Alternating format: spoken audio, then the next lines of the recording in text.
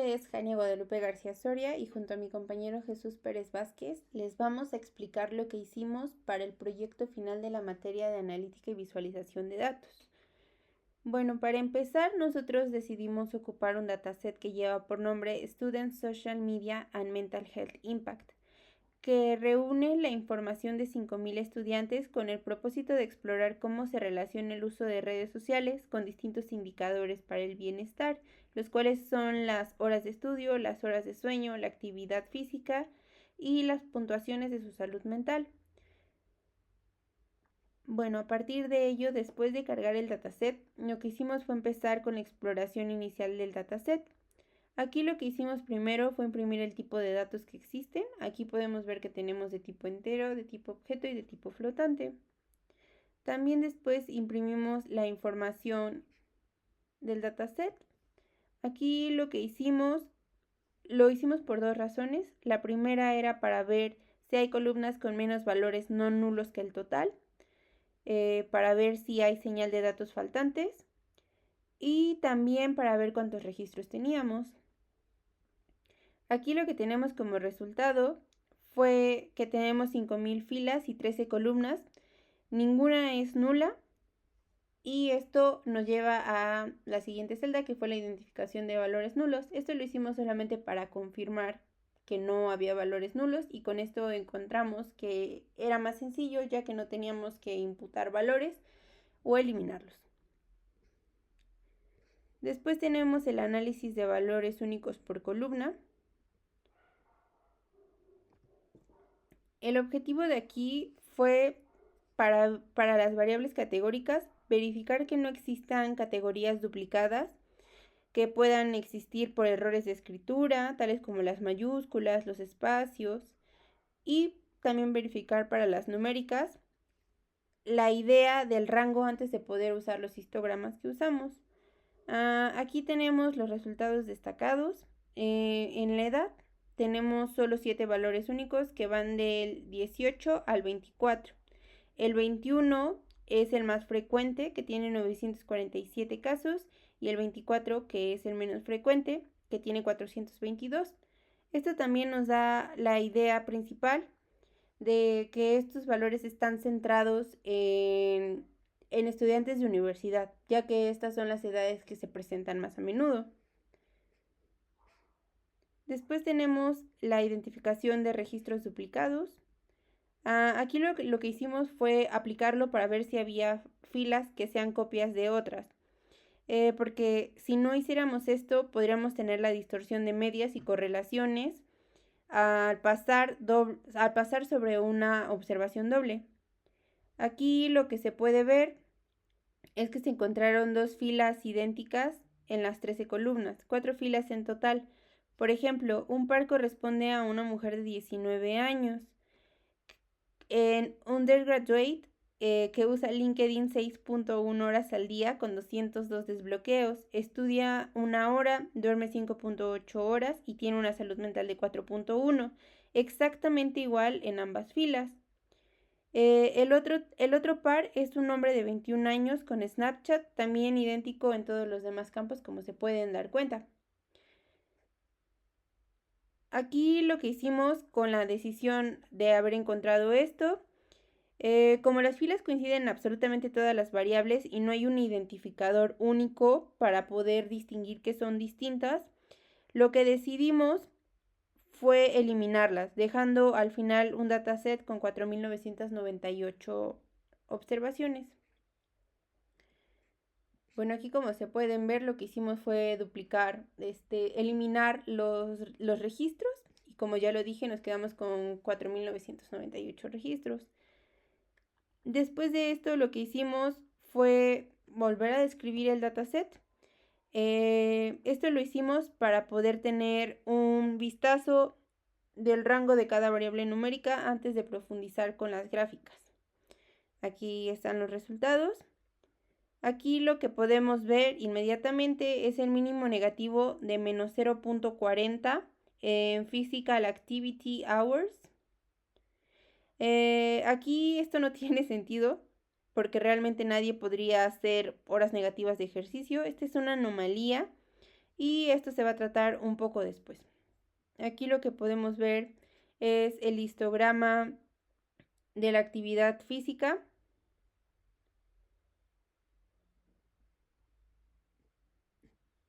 Aquí lo que podemos ver es que el histograma muestra una distribución que la mayor parte se concentra entre 1 y 3 horas, con una forma razonable, pero también, si pueden observar, hay una pequeña cola a la izquierda del 0.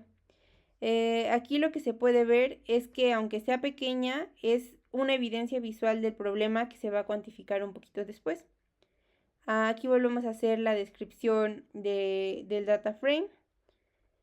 Bueno, aquí sin los duplicados, para tener un punto limpio, lo que hicimos justamente es volver a imprimir esto antes de tratar los outliers. Los números pues son prácticamente los mismos que ya les había descrito antes, y la única diferencia fueron los dos registros que se dijo. Después de esto, aquí ya tenemos la detección de los outliers. Aquí implementamos el método del rango intercuartílico para pues no decidir simplemente como nosotros lo creíamos, sino porque también vimos en clase que esta es la mejor forma para poder reconocer los outliers. Y aquí, si se pueden dar cuenta, aquí lo que hicimos, bueno, los resultados por variable fueron que en H hay 0 outliers, en Average Daily Usage hay tampoco 0 outliers, en Daily Unlocks hay 0, en Study Hours hay 2, como ya lo podíamos ver, en Activity Hours hay 22, en Sleep Hours per Night hay 0 y en Mental Health Score hay 0 outliers. Como pueden ver, la gran mayoría de nuestras variables no presentan valores atípicos. Los únicos que sí tienen son Study Hours y Physical Activity Hours, como ya se pudo ver en los histogramas que presentamos. Y también, como ya se había dicho, pues no hay forma de que existan horas negativas para hacer ejercicio. Bueno, en la siguiente celda lo que hicimos fue imprimir el box plot de la actividad física. Aquí, si pueden ver, la caja se concentra entre aproximadamente 1.3 y 2.2 horas, que van del cuartil 1 al cuartil 3, con la mediana cerca del 1.7. A ambos extremos del bigote aparecen los puntos marcados como outliers. Del lado izquierdo, los valores negativos, y del lado derecho tenemos los valores cercanos a 3.6 y 4.1 horas. Bueno, aquí se imprimió la tabla de frecuencia de los outliers, y de los 22 outliers, los que realmente nos importan son los del extremo inferior, los de menos 0.4, que es un caso, menos 0.3, que son 2 casos, el menos 0.2, que son 3 casos, y el menos 0.1, que son 4 casos. Esto sumando nos da 10 observaciones con valores negativos, y el resto de los 22 outliers están entre el 3.6 y el 4.1. Son altos, pero también tienen un poco más de sentido. Alguien puede hacer 4 horas de ejercicio al día, por lo que realmente no requieren una corrección. Son únicamente los 10 valores negativos a los que nos vamos a centrar. Aquí lo que hicimos ahora fue imprimir el box plot de las horas de estudio. Y aquí, bueno, la caja va aproximadamente de 1.5 a 4.2. Y la mediana está en el 2.8. El bigote superior llega hasta cerca del 7 y por encima aparecen únicamente 2 observaciones en 8.3 horas. Aquí fueron marcadas como los outliers por el criterio del IQR. Bueno, si se pueden dar cuenta, a diferencia de la actividad física en horas, este valor sí se puede tratar. 8.3 horas de estudio al día es algo alto, pero pues no es imposible. Así que realmente esto no meritaba ninguna corrección. Se trata de un outlier estadístico. Después aquí lo que vamos a hacer es aplicar algo que se llama clip lower 0, que sustituye cualquier valor menor a 0, dejando intactos todos los demás valores de esa columna y todas las demás variables de esas mismas filas. Esto lo hicimos porque preferimos una corrección puntual sobre eliminar las filas completas, porque se perdería información válida del resto de columnas de esos 10 estudiantes, solamente por el error de una variable. Bueno, después de esto, nos vamos a ir a las fórmulas estadísticas. Lo que nosotros aquí hicimos fue definirlas de forma manual, porque en clase vimos las fórmulas, entonces la decisión de mi compañero y la mía fue implementarlas de forma manual para poder calcularlas y que también sea presente lo que aprendimos dentro del curso. Esto solamente fue la definición de las estadísticas descriptivas tales como la media, la varianza, la desviación estándar, la mediana, los percentiles, los coeficientes de variación y los sesgos. Después aquí lo que tenemos son la visualización de datos. Aquí lo primero que tenemos son histogramas estadísticos y los box plots sobre las variables numéricas. Aquí lo que pueden ver es que para cada una de las 7 variables numéricas se generan 3 elementos en cadena, los histogramas con KDE, las tablas estadísticas calculadas con las funciones manuales que ya definimos y los box plots. Esta celda es la que nos permite dar el perfil estadístico para cada variable. Bueno, aquí si se dan cuenta tenemos los resultados de la distribución de la edad. Aquí como pueden ver tenemos la media de 20.82, una mediana de 21, una desviación estándar de 1.74, un rango que va de los 18 a los 24 años, un CB de 8.3% y un sesgo de 0.155. Bueno, si se dan cuenta, este histograma se puede ver casi plano entre los 18 y 23, con una ligera caída a los 24. El CB bajo y el sesgo cercano a 0 confirman que la distribución es simétrica y es muy poco dispersa. Y la muestra está concentrada en un rango de edad universitaria típica, como ya lo habíamos dicho. Aquí después tenemos un box plot de la edad.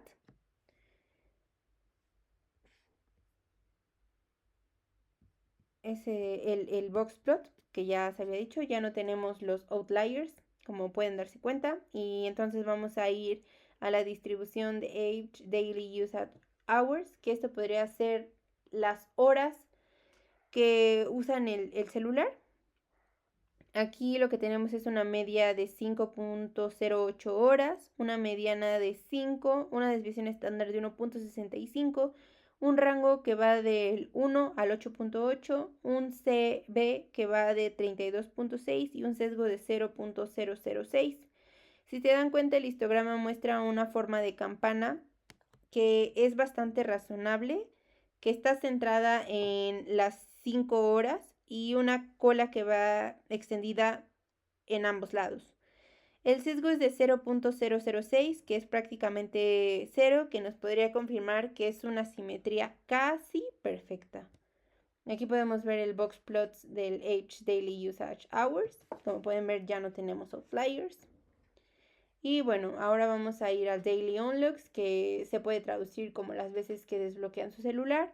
Aquí si se dan cuenta tenemos una media de 5.08 horas, una media de 100.71.5, una mediana de 171, una desviación estándar de 42.9, un rango que va de 62 a 273, un CB que va al 25%, un sesgo que es prácticamente 0 si se dan cuenta, que nos dio 0.002, y esto es una distribución simétrica centrada a los 171 desbloqueos diarios.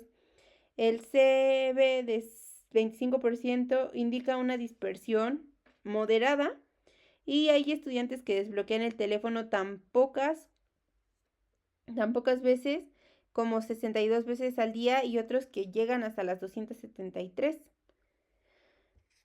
Si se pueden dar cuenta, aquí tenemos el box plot, que ya no tenemos outliers, y después tenemos la distribución de las horas de estudio, study hours. Aquí tenemos una media de 3.1 horas, una mediana de 2.8, una desviación estándar de 1.64, un rango que va del 0.3 al 8.3, un CV que va de 50, que es un 54.4% y un sesgo que es de 0.436. Aquí ya empezamos con una mayor dispersión. Si se dan cuenta, tenemos un CV de 54% y el sesgo más alto de todo lo que hemos visto, ya que supera el umbral de 0.5. Si se dan cuenta, en el histograma se muestra una concentración fuerte en los valores bajos. Hay mucha concentración en 1 y 2 horas y el pico está justamente marcado en 1 hora. También, si se dan cuenta, la cola se extiende muchísimo a la derecha y aquí lo que hace es que puede haber outliers de 8.3 horas vistos en la celda 15. Aquí se puede ver. Y después tenemos la distribución de las horas de actividad física. Aquí, si se dan cuenta, después de la corrección que ya se dijo del clip, tenemos una media de 1.75 horas, una mediana de 1.7, una desviación estándar de 0.67 y un rango que va de 0 a 4.1, un CB de 38.1 y un sesgo de 0.053. Si se dan cuenta, el histograma ahora arranca exactamente en 0, no hay cola negativa y muestra una forma simétrica centrada en la 1.5 y 2 horas. Aquí tenemos el box plot de la actividad física. Y después tenemos la distribución de las horas de estudio por noche. De las horas las horas que duermen por noche. Tenemos una media de 6.63 horas, una mediana de 6.6, una desviación estándar de 1.22, un rango que va de 3.6 a 9.9, un CBB de 18.4 y un sesgo de 0.124. Si se dan cuenta, es la variable con menor dispersión. Después de la edad, el histograma se concentra de forma compacta entre 5.5 y 7.5 horas por debajo del estándar recomendado, que sería 8 horas. Aquí, si se pueden dar cuenta, tenemos el box plot de sleep hours. Y después tenemos la distribución de mental health score. Esto, bueno, es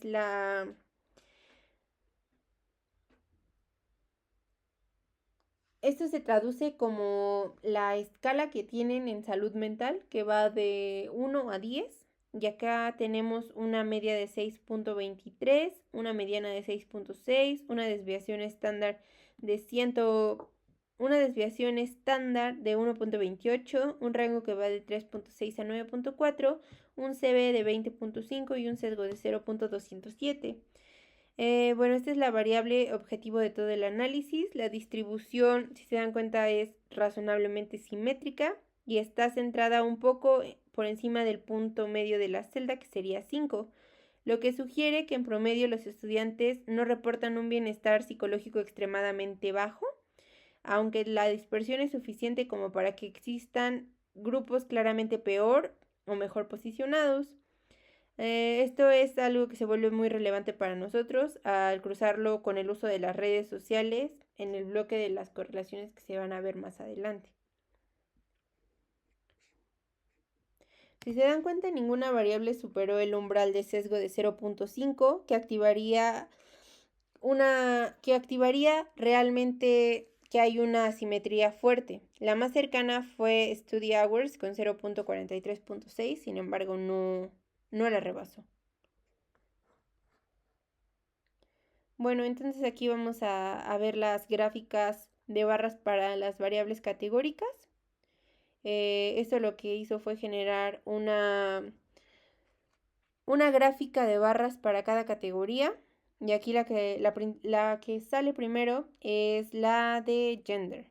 Este es el género. Si se pueden dar cuenta, tenemos 2 barras. La primera es male, que son hombres, que son 2.635. Y la segunda es femme, que tiene 2.365 registros. Estas son mujeres. Si se dan cuenta, es una muestra realmente balanceada entre géneros. Después tenemos la de Academic Level. Tenemos 3 barras. Aquí, si se dan cuenta, sí es una caída muy marcada. Tenemos el Undergraduate, que tiene 3.632 casos. Esto es el triple que Graduate, que tiene solamente 918. Y High School, que es la más baja con 450. Aquí tenemos la distribución de la plataforma más usada. Si se dan cuenta, tenemos 12 barras. La que tiene más registros es Instagram con 1130 y TikTok con 918. Si se dan cuenta, esto destaca bastante que el resto. Después de eso tenemos a Facebook con 719, a LinkedIn con 523 y a YouTube con 491. Las plataformas regionales como Line o Kakao Talk y WeChat apenas alcanzan de 36 a 50 casos cada una. Después tenemos la distribución de Purpose of Use, que sería como el propósito de uso. Tenemos cuatro barras en la que destaca Entertainment, que esto se traduciría como el entretenimiento. Tiene 2.552 registros y si se dan cuenta supera por muchísimo a las otras. Las otras sumadas en combinación nos darían 2.448. Y esto, entretenimiento, quiere decir que no tiene una competencia cercana a lo que tiene como a lo que se tiene como entretenimiento. Después tenemos el nivel de estrés. Tenemos 4 barras. La primera es very high, que es muy alto. Entonces quiere decir que la mayoría de los registros manejan un nivel muy alto de estrés. Y bueno, ya después de esto lo que tenemos fue lo que hicimos para ver los países con mayor frecuencia. Aquí, si se pueden ver, tenemos nuestro top. Si se dan cuenta, lo que tenemos es Other. Domina absolutamente con 1.880 casos, más que la suma de los siguientes 3 países, que podrían ser India, USA, Estados Unidos y Canadá. Y pues si se dan cuenta, el resto de los 15 países cada vez muestran barras más cortas y similares entre sí. Esto deja claro que el dataset tiene una representación geográfica pues muy desigual. Una parte enorme muestra que está agrupada en una categoría genérica, la cual es Other, lo cual limita cualquier conclusión específica por país y es importante mencionarlo para que se tenga un contexto más claro del dataset. Después aquí volvemos a hacer la verificación final de los duplicados. Pueden ver que pues no hay ninguno. Y entonces vamos a saltar a la correlación de Pearson. Aquí lo que hicimos fue incluirlo porque Pearson mide la relación lineal entre dos variables numéricas con valores entre -1, que sería la relación lineal inversa perfecta, y +1, que sería la relación lineal directa perfecta. 0 en Pearson significa ausencia de relación lineal. Aquí lo primero que hicimos fue definir la lista de las variables numéricas para la correlación. Aquí fijamos 7 variables que usaremos consistentemente tanto para Pearson, Spearman y Kendall para que las 3 matrices que se generan sean directamente comparables entre sí.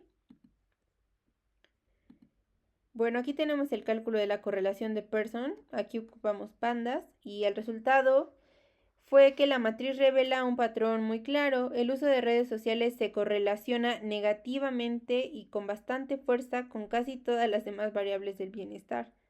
Si se dan cuenta, se correlaciona tanto con average daily usage, hours versus study hours, que hay una relación de -0.879. En average daily usage hours versus mental health score tenemos una relación de -0.816. En average daily usage hours versus sleep hours per night tenemos una relación de menos 0.808 y en Average Daily Usage Hours versus Physical Activity Hours tenemos una de menos 0.626. Y ya por último tenemos la de Average Daily Usage Hours versus Daily Unlocks, que es una relación de 0.960. Esta es la única positiva esperable. Ambas miden el uso del celular. Bueno, aquí el mismo patrón se repite. Es casi idéntico con Daily Unlocks, Study Hours, que es menos 0.853, Mental Health Score con menos 0.791, en Sleep Hours con menos 0.786, y si se dan cuenta esto es porque está fuertemente ligado al uso diario. Bueno, aquí hay un contraste entre las variables de, si se puede decir, de bienestar. La relación es positiva entre Study Hours versus Mental Health Score, que tiene una relación de 0.752. Eso también tiene mucho sentido porque estamos comparando la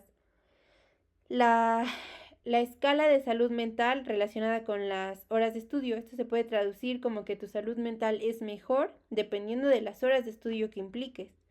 Aquí otro hallazgo importante es el Study Hours versus Sleep Hours, que hay una relación de 0.730, y también en Sleep Hours versus Mental Health Score, que hay una relación de 0.766. Esto también tiene mucho sentido, ya que el hecho de que podamos dormir las horas, más de 8 horas, en universidad es un hallazgo muy importante porque también está muy ligado a que tu salud mental esté bien.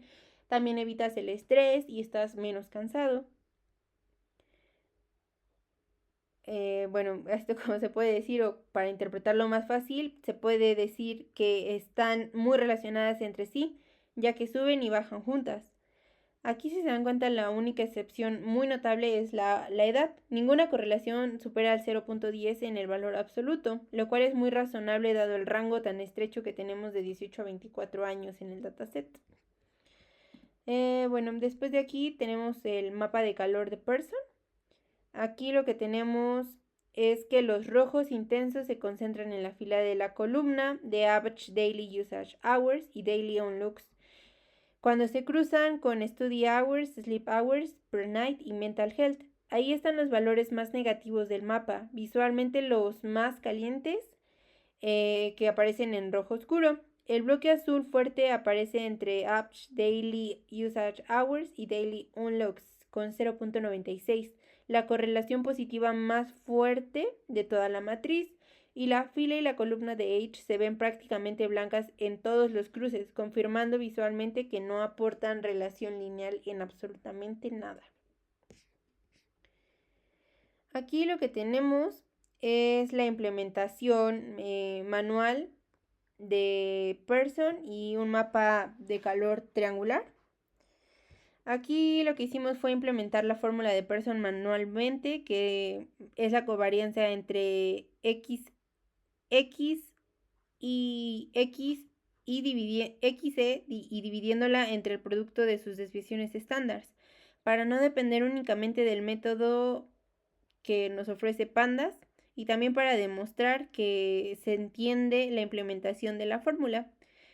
También construimos la matriz completa par por par y se visualizó con un mapa de calor triangular inferior. Bueno, aquí tenemos como resultado que al comparar los valores numéricos de esta matriz manual contra la de Pandas de la anterior celda, coinciden exactamente. Por ejemplo, si se dan cuenta, el cruce de Average Daily Usage Hours con Study Hours vuelve a dar menos 0.88, lo que confirma que la fórmula que implementamos estuvo bien, está correctamente y se tienen las mismas correlaciones. Bueno, entonces ahora vamos a la correlación de Spearman. Aquí lo que hicimos también fue introducirla como una alternativa no paramétrica. En lugar de solo trabajar con los valores originales, lo que hace es convertir cada variable en rangos y mide la relación entre esos rangos.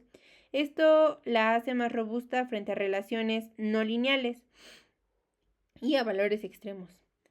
Bueno, aquí si se dan cuenta tenemos ya la implementación del cálculo de Spearman, esto es con pandas. Y aquí los resultados son extremadamente parecidos a los de Pearson, si se dan cuenta, lo que indica que las relaciones detectadas ya eran prácticamente lineales y no solo monotónicas. Les voy a explicar algunas. Average Daily Use Hours versus Study Hours, que es menos 0.866 versus menos 0.879 en Pearson. En Average Daily Usage Hours versus Daily Onlooks, que era 0.961 versus 0.960. Y en Average versus Average Daily Usage Hours, que era menos 0.069 versus menos 0.070. Bueno, la diferencia entre ambos métodos es mínima en todos los pares y bueno, como ya se los dije, esto lo que nos da como primer hallazgo es que no depende de si la relación es estrictamente lineal o solo monotónica. Aquí, bueno, tenemos el mapa de calor de Spearman y si se dan cuenta el patrón de colores es prácticamente idéntico al mapa de Pearson, que ya se había explicado. El mismo bloque rojo intenso en los cruces de uso, de redes con estudios, sueños, salud mental y el mismo azul fuerte entre el uso diario y desbloqueos. Si se dan cuenta, esta similitud visual nos confirma que Spearman no está revelando ninguna relación oculta que Pearson no hubiera capturado ya.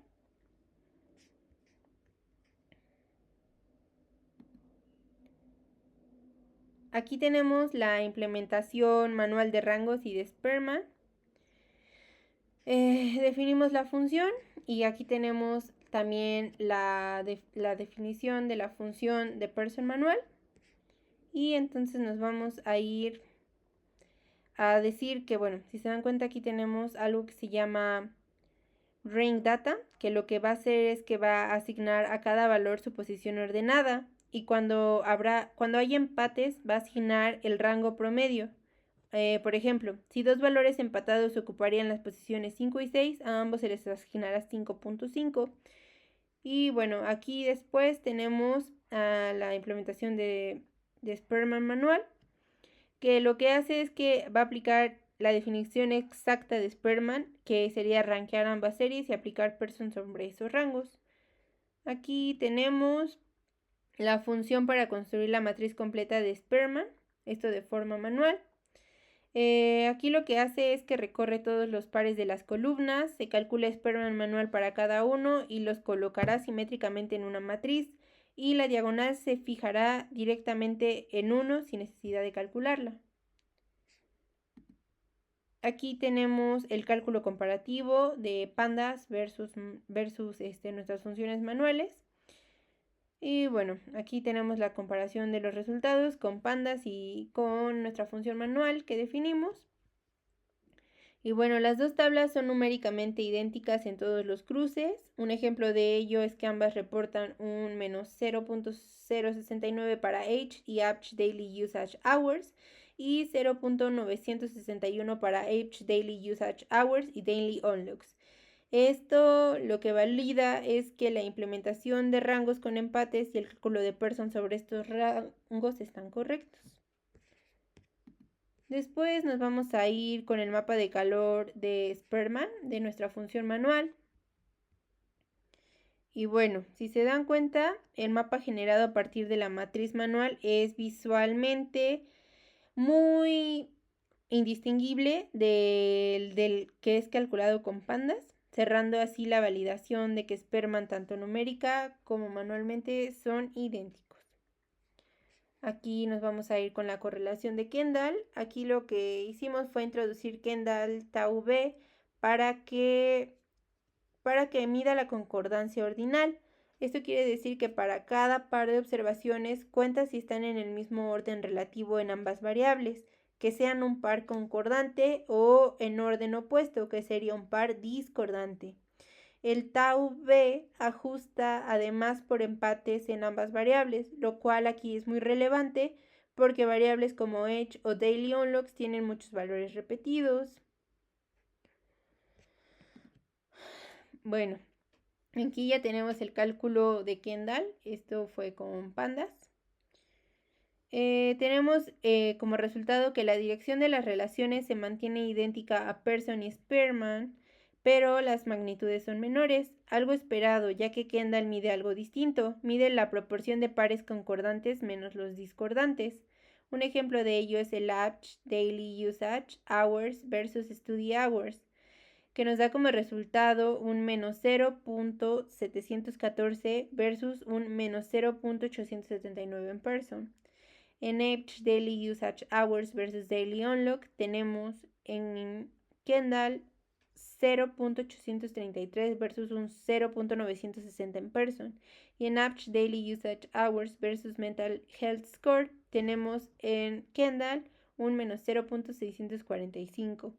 Podría parecer que los números bajan y que el orden de fuerza entre los pares de variables se conserva exactamente igual que en Pearson y en Spearman, lo que es la evidencia que tenemos más precisa de que esto fue un hallazgo bastante bueno y no solamente fue la implementación de un método estadístico.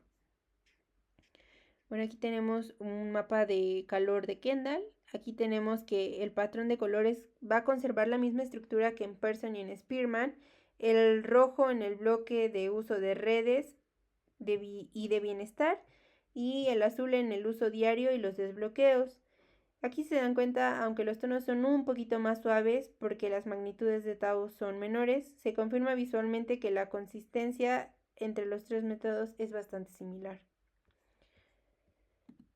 Aquí lo que hacemos va a ser la preparación de la muestra para la validación manual de Kendall.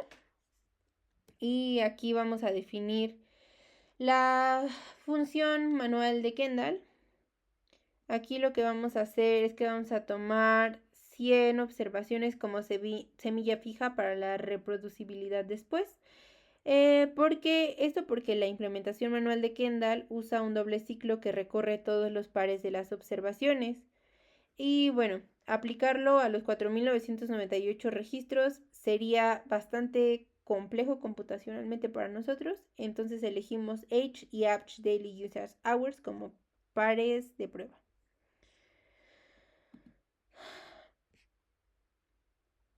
Aquí lo que tenemos es la implementación del Tau B de Kendall y lo que hacemos es hacer un doble ciclo que compara cada par de observaciones y clasifica la relación entre sus diferencias en X, Y. Si tienen el mismo signo es concordante, que lo vamos a poner como C. Si tienen signo opuesto es discordante, que lo vamos a poner como D. Y si hay empate solo en X, se cuenta en TX. Si hay empate solo en Y se cuenta en TY. Y si hay empate en ambas, no se clasifica en ninguna. El tau B final es CD entre la raíz del producto de los denominadores ajustados por los empates. Aquí vamos a hacer la comparación manual de SciPy y de nuestra función manual. Aquí lo que tenemos como resultado en tau manual es un menos 0.06191298 y en el de SciPy tenemos menos 0.6191298. La diferencia es de 0. Esto nos dice que coinciden con precisión hasta el octavo decimal, validando completamente la implementación manual de nuestro algoritmo y que esto estaba bien. Después vamos a irnos con la interpretación del resultado de Kendall y como se dijo, el resultado es de 0.619 entre Age y Average Daily Usage Hours, lo que nos indica una asociación negativa extremadamente débil dentro del rango de 18 a 24 años de la muestra. Esto quiere decir que a mayor edad hay una tendencia apenas perceptible al usar menos horas las redes sociales, pero el efecto es muy cercano a cero, que no es relevante para términos prácticos. Esto es bastante consistente con lo observado en Pearson y Spearman para la misma variable Age, dado a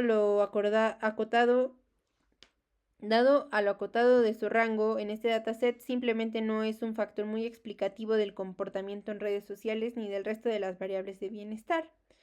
Bueno, como conclusión de este apartado, tenemos que el hallazgo central que atraviesa todo nuestro análisis de correlación es bastante consistente en los tres métodos que usamos. Esto se traduce a que a mayor uso de redes sociales y mayor número de desbloqueos de teléfono, menores horas de estudio, menos horas de sueño, menos actividad física y menor puntuación de salud mental autoperceptible, las variables de bienestar en cambio nos presentan que se mueven juntas entre sí de forma positiva. Y bueno, la validación manual de los tres coeficientes Pearson, Spearman y Kendall coincidió en cada caso con los resultados que también tuvimos de Pandas y SciPy, lo que bueno, nos dice metodológicamente que hicimos las implementaciones correctamente de cómo vimos las fórmulas en clase. Y bueno, a partir de ello, entonces mi compañero les va a explicar las demás partes de nuestro código. Muchas gracias. Dar la subsección correspondiente a la prueba de chi cuadrada para la independencia. Y bueno, en esta sección aplicamos la prueba chi cuadrada de independencia, debido a que pues esta es una prueba estadística no paramétrica, en su momento se estudió, y su objetivo es determinar si existe una asociación estadísticamente significativa entre dos variables categóricas. Es decir, si la distribución de una variable cambia o se ve influenciada por los niveles de la otra variable. Para este caso, la hipótesis nula de esta prueba, que llamamos h sub 0, establece que las dos variables son independientes, es decir, no existe ninguna relación entre ellas. Mientras tanto, la hipótesis alternativa, h sub 1, pues plantea justamente lo contrario, es decir, que existe una asociación entre ambas variables. Por su parte, el estadístico chi cuadrada se calcula comparando las frecuencias que realmente observamos en los datos contra las frecuencias que esperaríamos ver si las variables fueran completamente independientes. Cuanto mayor sea la diferencia entre lo observado y lo esperado, pues mayor será el valor del estadístico y por lo tanto mayor la evidencia en contra de la hipótesis nula.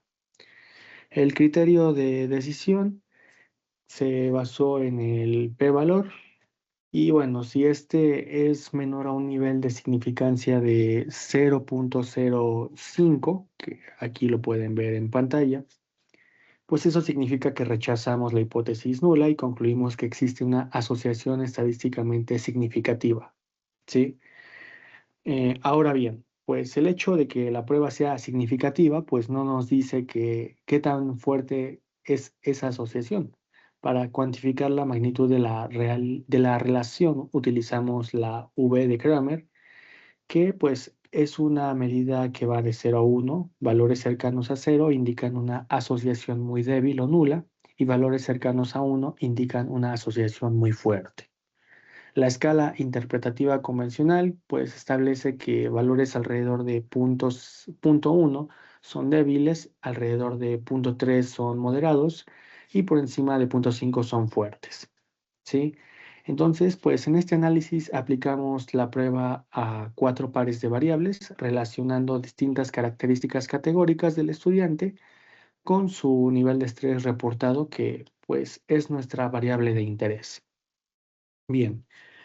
Pues en lo que respecta a la prueba 1, que la realizamos por medio de este código, pues el propósito por el cual los estudiantes usan las redes sociales fue el objetivo de esta, ¿sí? Sea educación, entretenimiento, redes sociales, noticias, pues influir, o mejor dicho, inferir su respectivo nivel de estrés. Y bien, pues aquí los resultados proporcionados por el código aplicado. Si miramos la tabla de contingencia, en este caso confirmamos que el entretenimiento es el valor que más oscila, o sea, el valor que más aumenta en relación al número de registros correspondientes, el cual pues tiene 2.500 respuestas en total. ¿Sí? Al ejecutar la prueba obtenemos un valor de chi cuadrada de 64.60, un p-valor prácticamente de 0 y estadísticamente la decisión es conducente. Rechazamos la hipótesis nula, puesto que existe una asociación estadísticamente significativa entre ambas variables. ¿Sí? En este caso, pues al observar la gráfica, los datos nos revelan un hecho interesante. Observando la gráfica, las 4 barras son prácticamente idénticas en su distribución de colores. No importa el propósito de uso, los bloques de estrés bajo, medio, alto y muy alto se comportan de forma casi uniforme. Y el único detalle sutil es que el uso para educación tiene el porcentaje más alto de estrés, ¿sí? Con un valor de 35.13% en este caso. Y pues esto se representa en la barra de color rojo que pueden visualizar en el gráfico. Esta similitud visual pues es la que explica el valor de nuestra V de Kramer, que para este caso, en este hecho es de apenas 0.065. Esto nos demuestra que aunque la relación es estadísticamente real, debido al gran volumen de nuestra muestra, pues en un mundo práctico el impacto del propósito de uso sobre el nivel de estrés pues es muy débil, casi imperceptible en este caso. Continuando con la siguiente prueba, ¿sí? Esta analiza si la plataforma que más utiliza el estudiante se asocia con su nivel de estrés. Y bueno, aquí lo importante es que tuvimos resultados llamativos y visualmente interesantes. Al correr el algoritmo del estadístico chi cuadrada, vemos que este se dispara hasta 460.88 con un p-valor que es de 0 absoluto. Y bueno, esto indica que rechazamos la hipótesis nula con total contundencia, pero lo verdaderamente relevante es la V de Kramer, la cual alcanza un valor que oscila aproximadamente los 0.175, ¿sí? Entonces, pues esto ya técnicamente sigue estando en el rango de asociación débil y es por mucho la métrica más alta de las 4 pruebas que hasta el momento estamos realizando. Si miramos la gráfica, entendemos de inmediato qué sucede. Observen que el contraste radical entre las barras, básicamente el perfil de WhatsApp es verdaderamente alarmante. El bloque rojo en la parte superior devora casi toda la barra, representando el 71.43%, que aquí pues en la tabla de proporciones vemos. Y bueno, esto indica los usuarios que reportan un nivel de estrés muy alto. Por otro lado, observen que hay un extraño comportamiento de plataformas orientadas al mercado asiático, como por ejemplo KakaoTalk, Line y WeChat, que pueden visualizar en la gráfica. Pues básicamente sus barras lucen incompletas porque registran un 0% en categorías claves. Por ejemplo, en Line, el estrés se concentra únicamente entre niveles medios y bajos, mientras que en WeChat y KakaoTalk el estrés alto domina con más del 60%, teniendo pues nula presencia de estrés bajo. En el otro extremo, pues si miramos una red profesional como LinkedIn, vemos una de las distribuciones más uniformes y equilibradas de todo el gráfico, donde pues las diferencias entre bloques de color son mínimas. Pues de esta manera, estos contrastes visuales nos demuestran que la plataforma utilizada pues no es una variable trivial, realmente captura patrones reales sobre el comportamiento, las dinámicas de comunicación y bueno, el estilo de vida de los estudiantes, influyendo de manera diferenciada en sus niveles de estrés. Bien, pues con esto pasamos a la tercera prueba, la cual pues en términos resumidos, ¿sí? Vemos que esta obtuvo una chi cuadrada de 89.1873, ¿sí? Y un p-valor que alcanza los 0 prácticamente.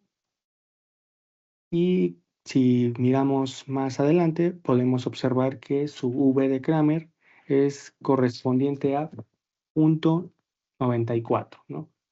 Nuevamente, una asociación muy débil. Un dato que vale la pena señalar, pues es que los estudiantes de preparatoria presentan el mayor porcentaje en la categoría de muy altos, con un 48%, mientras que los de posgrado tienen la distribución más equilibrada, ¿no? Aquí, pues, en forma conclusa, es el notable hecho de que casualmente esperaríamos que los de posgrado tuvieran un niveles de estrés más alto, sin embargo, pues resulta que los de preparatoria son los que lo tienen. Continuando con la cuarta prueba que se examinó, pues en esta cuarta prueba se examina si el género se relaciona con el nivel de estrés. Esta prueba en particular arroja el p-valor más alto, ¿sí? Aquí en este caso, para la cuarta prueba, observamos que fue de 0.0078 aproximadamente. La relación pues dista de ser fuerte. Y bueno, esto nos dice que las variables categóricas analizadas en este dataset por sí solas tienen un poder explicativo limitado sobre el nivel de estrés para este caso. En este caso, la V de Kramer pues confirma que la asociación entre género y estrés es prácticamente insignificante en términos prácticos. Concluyendo esta parte de la sección de la prueba de significancia, bueno, mejor dicho, la prueba de chi cuadrada para pruebas de independencia, pues aquí de manera conclusa colocamos una gráfica correspondiente, o mejor dicho, una tabla que ilustra los valores obtenidos para cada uno de los parámetros realizados en cada una de las pruebas. Bien, pues a continuación proseguiré con la parte de clustering. De manera pues introductoria pasamos a esta nueva sección que tiene que ver con K-means, el cual pues es uno de los algoritmos de clustering más utilizados en el aprendizaje supervisado y a diferencia de los modelos predictivos que veremos más adelante, pues aquí no tenemos una variable objetivo. El algoritmo trabaja de manera exploratoria, buscando pues encontrar grupos naturales dentro de los datos conocidos como clústeres, ¿no? Donde los individuos dentro de un mismo grupo sean los más similares entre sí y los más distintos posibles de los individuos de otros grupos. Sí, entonces pues el algoritmo K-means funciona de la siguiente manera, en términos resumidos. Primero se define un número K de clústeres, luego se inicializan K centroides de manera aleatoria y de forma iterativa cada observación se asigna al centroide más cercano.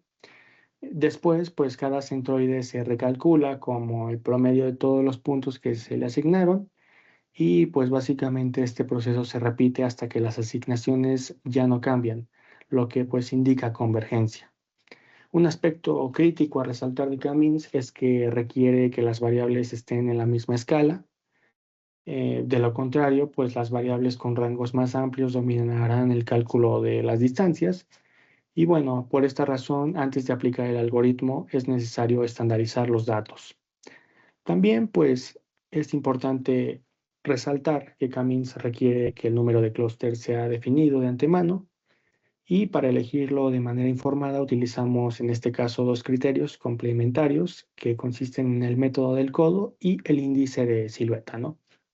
Bien, pues a continuación en esta celda simplemente definimos las variables que utilizamos para construir los clústeres. Son 6 variables numéricas que ustedes están visualizando.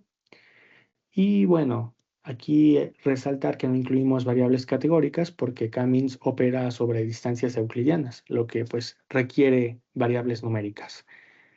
Posterior a esto aplicamos lo que es la estandarización, ¿sí? Utilizamos estándar scalar de scikit-learn para estandarizar las variables. La transformación convierte cada variable para que tenga media cero en este caso y desviación estándar de 1. El resultado, pues, una vez realizado, es una matriz de 4.998 observaciones por 6 variables, que es la que en este caso se usará para alimentar nuestro algoritmo. Posterior a esto, se realizó lo que es la implementación del método del codo, que como ya bien lo mencioné, de manera preliminar evalúa la inercia que es la suma de las distancias al cuadrado de cada punto a su correspondiente centroide para distintos valores de K, que en este caso pues van de 1 a 10, ¿no? A medida que aumentamos la K, es decir, la inercia, siempre disminuye porque los clústeres son más pequeños y compactos. Aquí pues el truco consistió en identificar el punto donde esa reducción empieza a ser marginal, es decir, pues visualmente este punto forma un codo en la curva. Y lo que ustedes están viendo en el código es que hacemos un ciclo que ajusta un modelo K-means para cada valor de K, almacena la inercia del modelo y finalmente la grafica. El valor pues de n init igual a 10 indica que el algoritmo se inicializa 10 veces con diferentes centroides iniciales y pues se queda con la mejor solución, reduciendo así pues el riesgo de quedar atrapados en un mínimo local. Lo que ustedes están viendo en la gráfica es que podemos notar que la curva tiene un quiebre visualmente alrededor de k igual a 3, después de la cual pues la reducción de la inercia se vuelve mucho más gradual y esto nos da una primera indicación de que k igual a 3 podría ser el número óptimo de clústeres, ¿no? Posteriormente a esto, para validar lo que es la decisión anterior, recurrimos al índice de silueta, que es una métrica más robusta. Y bueno, para cada observación aquí se calcula qué tan bien separada está de su propio clúster respecto a los demás clústeres.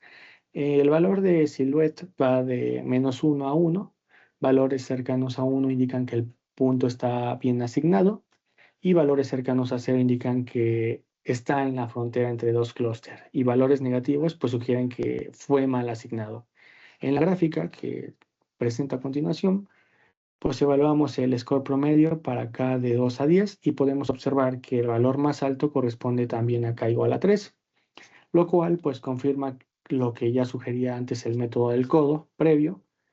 Y bueno, pues ya con esto, con ambos criterios apuntando en la misma dirección, lo que realizamos a continuación es ajustar el modelo con 3 clústeres.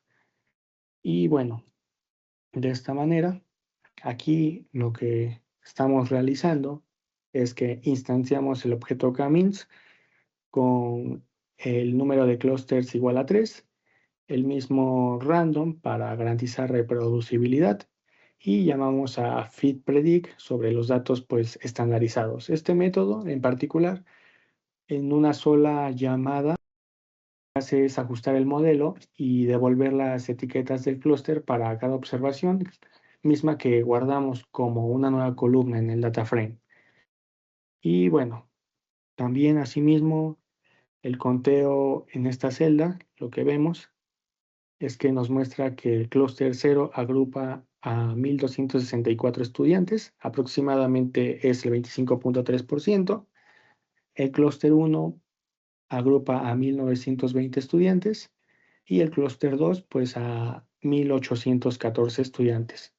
Con esto pues los tres clústeres tienen tamaños razonablemente balanceados, lo que es una señal positiva según lo que indica que el algoritmo no generó un clúster dominante con todos los datos y otro casi vacío. Más bien todo fue balanceado. Para lo subsecuente que podemos ver, pues en este caso, esta es la parte que puedo mencionar como más interpretativa del análisis. Aquí calculamos el valor promedio de cada variable para cada clúster y lo que nos permite construir es un perfil descriptivo y darle un nombre o significado a cada grupo. Interpretando pues de una manera más representativa cada clúster, podemos resaltar que el clúster 0 tiene el uso diario de redes más bajo, correspondiente a 3.02 horas, la mayor cantidad de horas de estudio, de 5.04, y la mayor actividad física, que corresponde a 2.35 horas. Asimismo, el mayor tiempo de sueño y la escala de salud mental más alta en comparación a los otros tres con un 7.85. Esto pues es claramente el perfil del estudiante con los hábitos más saludables Por su parte, pues el clúster 1 presenta el uso diario de redes sociales más alto. También podemos ver que el mayor número de desbloqueos, las horas de estudio más bajas, la menor de actividad física y el menor en número de sueño. Además de que pues su salud mental representa un score más bajo, que para este caso es de 5.03. Este grupo pues representa a aquel estudiante con mayor exposición a pantallas y peor bienestar. Finalmente, pues el clúster 2 se sitúa en valores intermedios en prácticamente todas las variables, con un valor de salud mental de aproximadamente 6.37. Posterior a esto, lo que se realizó fue un gráfico de barras que muestra de forma visual los promedios de cada variable por clúster, facilitando pues la comparación directa. Podemos ver con claridad, en este caso, cómo para el clúster 1, en barras naranjas, domina en uso de redes y desbloqueos, pero se queda corto en sueño, estudio y salud mental respecto a los otros grupos. Y bueno, pues esto es lo más representativo de esta parte. En lo subsecuente, esta celda simplemente consolida las frecuencias y porcentajes de cada clúster en una tabla que de alguna manera pues resulte a manera de resumen limpio, útil para pues reportar los resultados obtenidos. Continuando, lo que se realizó es que pues como tenemos 6 dimensiones, no podemos visualizar los clústeres directamente y para ello aplicamos el PSA, que pues básicamente reduce las 6 variables a 2 componentes que para este caso capturan la mayor parte de la varianza posible. El resultado pues es el gráfico que ustedes están visualizando, en el cual pues observamos que los 3 clústeres forman regiones diferenciadas en el espacio bidimensional, aunque pues con cierta superposición en las fronteras, lo cual es esperable en datos reales. La separación visual en este caso confirma que los clústeres capturan la estructura real de los datos correspondientes. Asimismo, pues realizamos una gráfica del coeficiente de silueta para pues cerrar la sección de clustering. Y bueno, pues este en particular nos proporciona la garantía de saber si un clúster se definió de manera correcta. Lo que podemos ver pues es que la línea vertical punteada indica el score promedio global. En nuestro gráfico podemos observar que los 3 clústeres tienen coeficientes predominantemente positivos y relativamente similares en tamaño, lo que pues indica que la segmentación con k igual a 13 es razonablemente buena, aunque pues cabe aclarar que no es perfecta. Especialmente el clúster 1 muestra barras más consistentes, lo que corresponde con que ese grupo tiene un perfil más claramente diferenciado. Pasando a otra sección que se aplicó, pues corresponde a la parte de la regresión lineal, ¿sí? Y bueno, a diferencia del clustering, aquí sí tenemos una variable objetivo que queremos predecir. Para este caso, pues fue la variable de Mental Health Score. Mencionar que la regresión lineal modela la relación entre una variable dependiente numérica continua y un conjunto de variables predictoras, asumiendo que esa relación es aproximadamente lineal. El modelo, pues básicamente estima un coeficiente beta para cada predictor, de manera que la predicción es la suma de cada variable multiplicada por su coeficiente, más una constante o intercepto. La interpretación, pues, de esos coeficientes es de manera directa. El coeficiente de una variable indica cuánto cambia en promedio el valor predicho de la variable objetivo cuando esa variable aumenta en una unidad, manteniendo pues las demás constantes. Y asimismo mencionar que pues para evaluar el rendimiento del modelo utilizamos 3 métricas principales: el MAE o error absoluto medio, que pues mide el promedio de los errores en las mismas unidades que la variable objetivo y pues en teoría es fácil de interpretar. El RMSE o raíz del error cuadrático medio también está en las unidades originales, pero penaliza los errores grandes al elevarlos al cuadrado.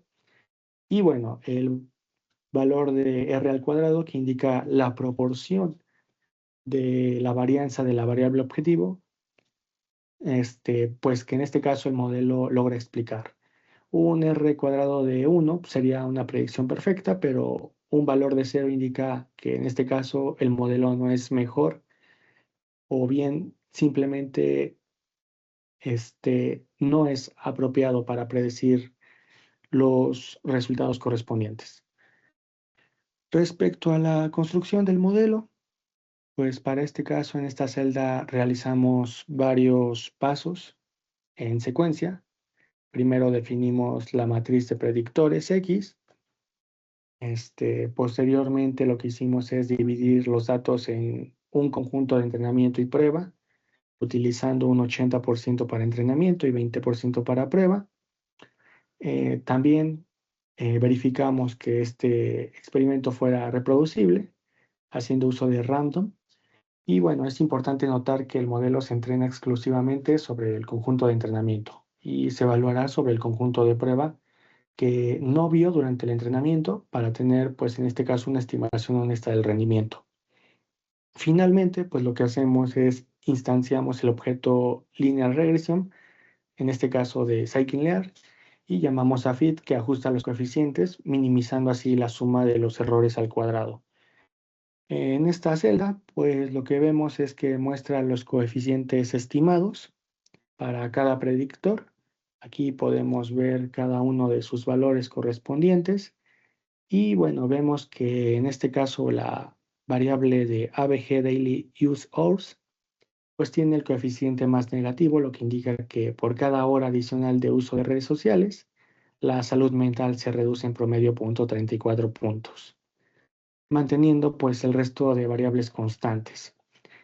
Otro aspecto interesante pues es que las horas por noche dormidas, en este caso, tiene el coeficiente más positivo con 0.307 y esto indica que más horas de sueño se asocian con mayor bienestar mental.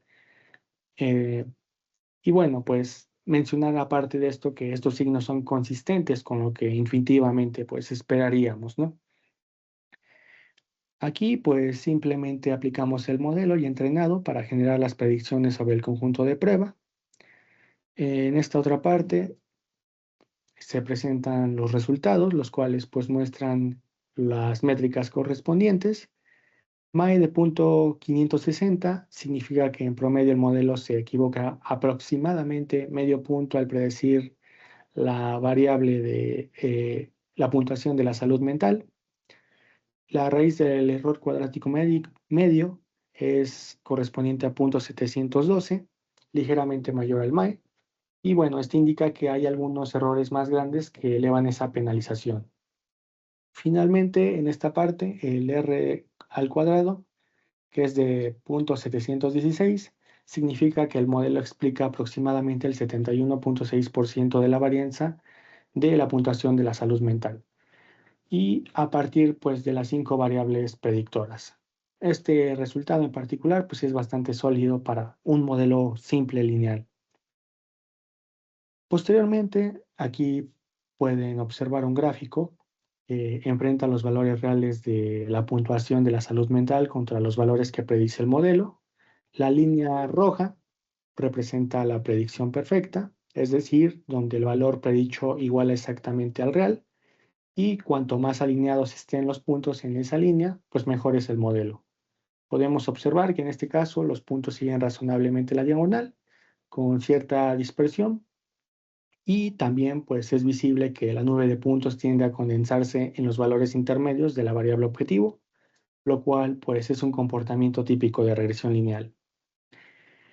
Posterior a esto, también lo que están verificando pues es un gráfico correspondiente al análisis de residuos, que para este fundamento pues resulta imprescindible para validar los supuestos del modelo de regresión.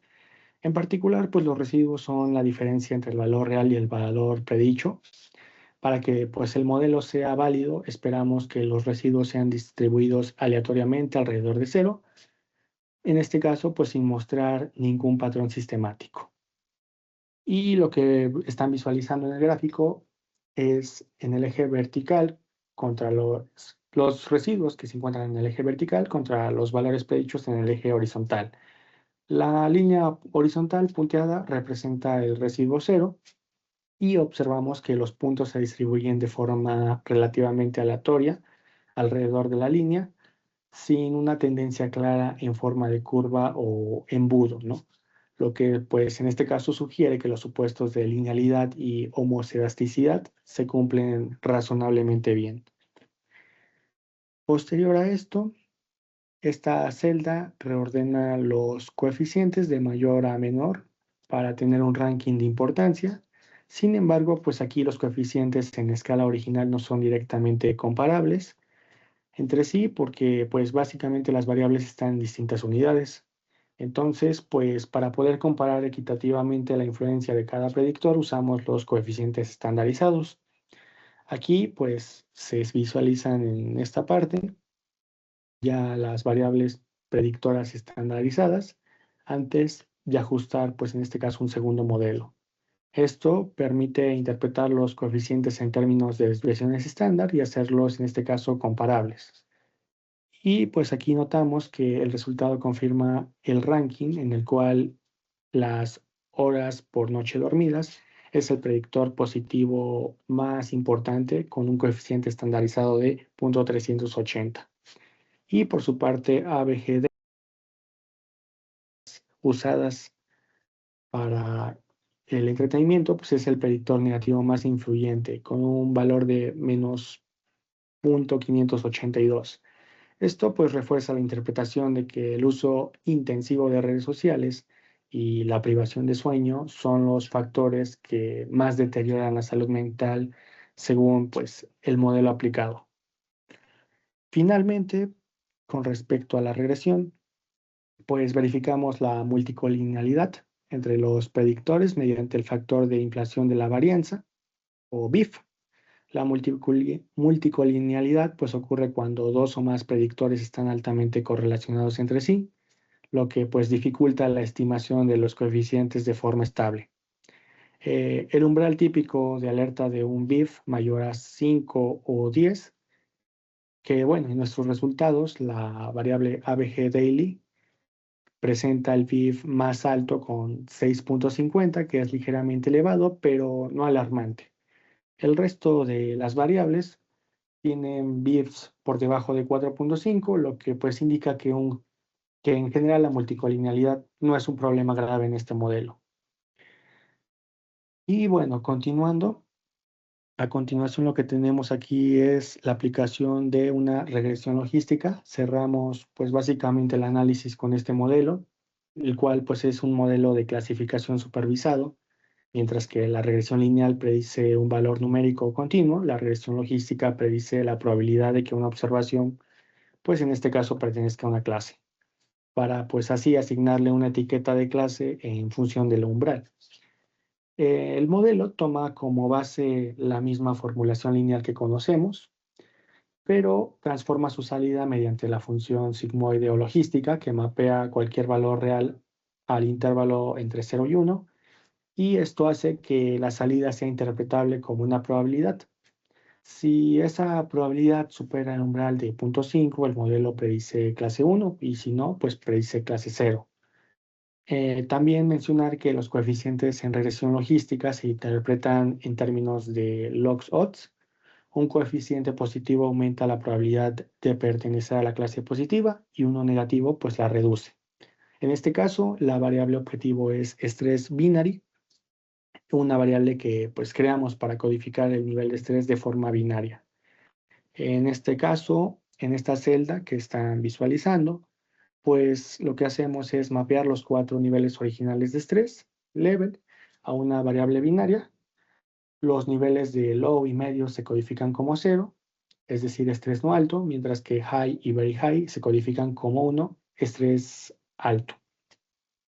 Esta decisión pues es razonable porque agrupa las categorías de mayor impacto en una sola clase positiva.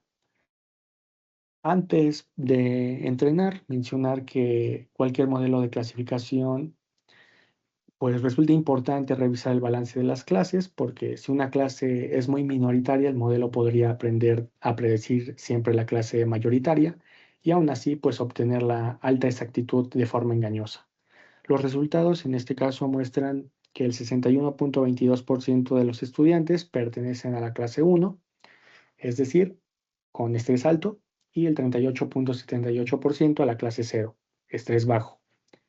En este caso existe cierto desbalance, pero no es extremo, por lo que pues podemos continuar con el modelo, en este caso pues sin necesidad de técnicas de rebalanceo. A continuación, pues en esta celda lo que se hace es una serie de secuencias encadenadas. Primeramente, pues definimos 5 variables predictoras que en la regresión lineal, o mejor dicho, las cuales se utilizaron en la regresión lineal.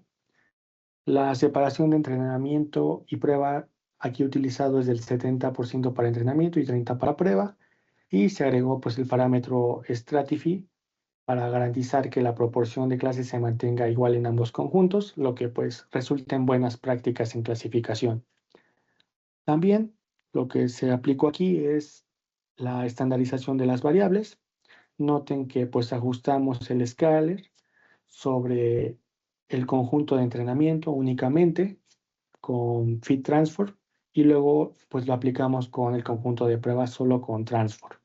Esto pues resulta importante para evitar fuga de información del conjunto de prueba al proceso de entrenamiento correspondiente. Y bueno, finalmente instanciamos Logistic Regression con un número máximo de iteraciones de 100, o mejor dicho, de 1000, perdón, para garantizar que el algoritmo de optimización converja y entrenemos pues el modelo. Aquí en esta celda generamos tanto las etiquetas predichas con predict, que nos dan directamente la clase asignada, como las probabilidades predichas con predict proba, de las que pues nos quedamos con la columna de la clase positiva. Estas probabilidades pues las necesitaremos para construir la curva ROC más adelante. En esta siguiente celda lo que vemos son los resultados, accuracy correspondientes de 0.903 y significa que el modelo clasifica correctamente al 90.3% de los estudiantes. La precisión indica que pues en este caso el modelo predice estrés alto y acierta el 91% de las veces.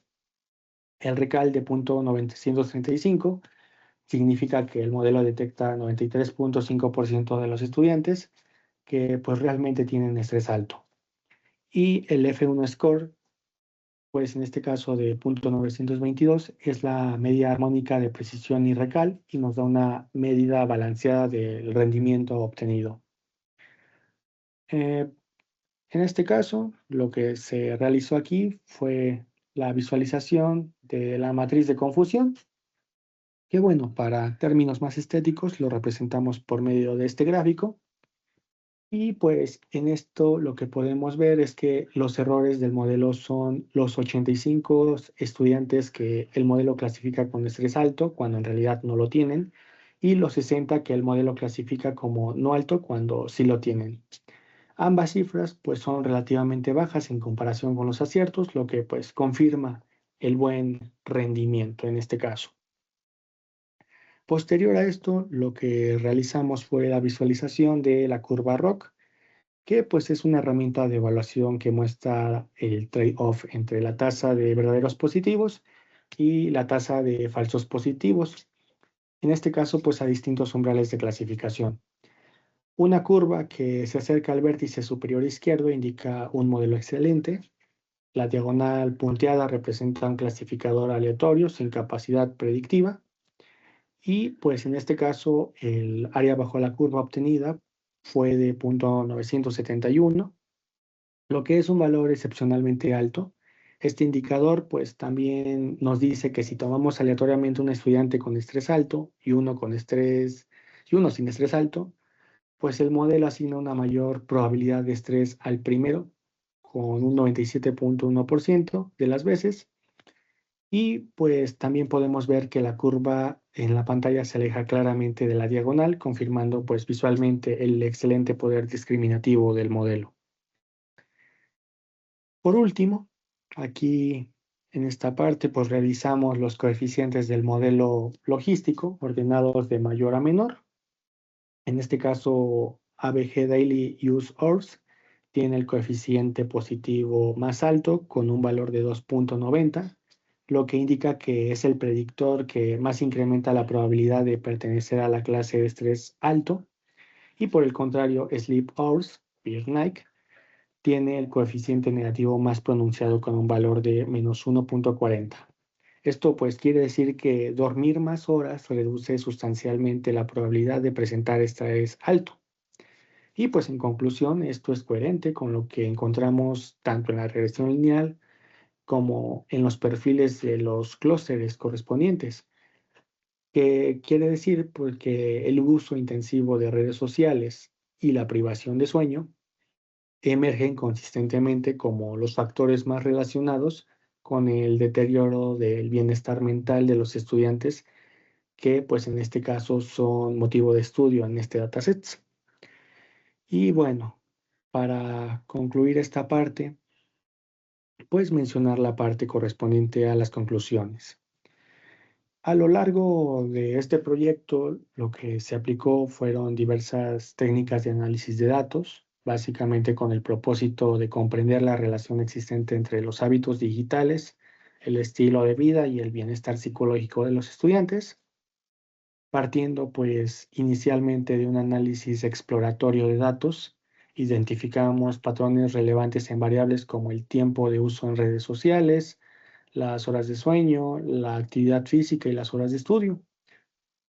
Posteriormente, mediante un análisis de correlación y pruebas de independencia estadística, lo que obtuvimos fue evidencia consistente de que pues, estos factores se encuentran estrechamente relacionados con los niveles de bienestar y estrés, eh, lo cual pues hasta cierto punto resulta consistente, ya que pues estos factores se encuentran estrechamente relacionados con los reportes obtenidos por estudiantes en un escenario real.